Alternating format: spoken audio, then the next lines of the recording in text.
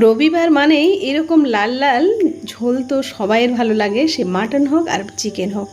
আমাদেরও আজকে রান্না হয়েছে দেশি মুরগির ঝোল।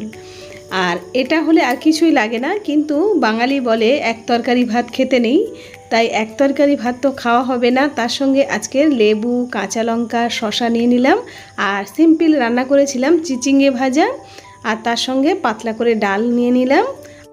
আর এই হলো দেশি চিকেনের একেবারে পাতলা ঝোল। এই রান্নাটা কিন্তু আমি এর আগেও দেখিয়েছি, বড় ভিডিও। একজন কমেন্ট করে জানিয়েছে যে এই পাতলা ঝোল, মাংসের ঝোল কিন্তু আমি দেখিয়েছি। যদি বা চান আপনারা কিন্তু আমার চ্যানেলটা চেক করতে পারেন, পেয়ে যাবেন।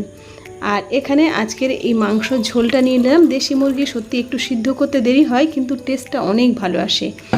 তারপরে এক গ্লাস জল নিয়ে নিলাম। কেমন লেগেছে আজকে সিম্পল থালাটা? যদি ভালো লাগে সাবস্ক্রাইব আর লাইক করতে কিন্তু একদমই ভুলবেন না। অনেক ধন্যবাদ।